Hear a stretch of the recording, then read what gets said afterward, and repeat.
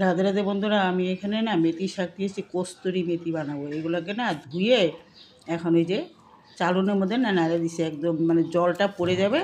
তারপর আমি জল পড়া অবধি মানে রেখে দেবো, ভালো করে শুকায় যাবে, এমনি হাওয়াতেই শুকায় যাবে, রোদ্রে দিইনি। এগুলো আমি অনেকক্ষণই ছিল, জলটা ঝরার জন্য রেখে দিয়েছিলাম। একদম শুকায় চুচচুড়া, ওই যে এতটুকুটা হয়েছে। আমি এখন কড়াইয়ের মধ্যে দিয়ে পুরা হালকা অল্প অল্প হিটে ভাজছি। তারপর এটা ওই যে অল্প হিটে ভাজা শুরু করেছি, অল্প পরেই হয়ে যাবে, এমনি শুকায় গিয়েছে। ওই যে হয়ে গিয়েছে এখন। দেখুন নীল ফুল কি সুন্দর ফুটেছে। নীল ফুল বলি আমরা, তো অপরাজিতাও বলে।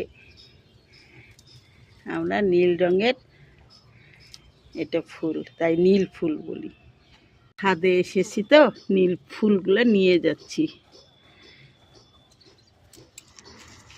আমি একটা, এই দেখুন অ্যালোভেরা গাছটাও কি সুন্দর হয়েছে, একদম সেই সুন্দর হয়েছে। একদম শাকগুলো তুলে নেব, গাছটাকে না উঠায় দিলাম, দেখবো মিষ্টি আলু হয়েছে কি না।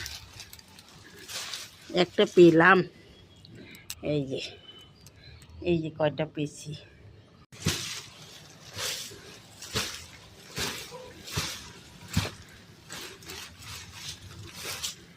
কই আর হয়ই নেই, ছোট ছোট আর নেই। শাক খেয়েছি খালি, শাকটা আছে, শাকটা তুলে নিব, আর নেই, হয় না এখানে। এই যে শাকটাকে তুলে, সেই সুন্দর হয়েছে। এই যে মিষ্টি আলু হয়েছে, দুটো বড় বড় মিষ্টি আলু হয়েছে। আর কটা গুটি আলুও পেলাম, এখানটায় লাগাইয়েছিলাম তো, এখানটায় পেয়েছি। আজকে চাল কুমড়ার বীজগুলা ফেলতেছি, এটা হবে, হওয়ার পরে অন্য জায়গায় লাগাবো। চাল কুমড়ার বীজ ফেললাম, আমি দুটো আলু পেয়েছি। সেই আজকে এগুলো বাটা করব। পুদিনা গাছ হয়েছে তো, সেটা নিয়ে যাচ্ছি কয়েকটা।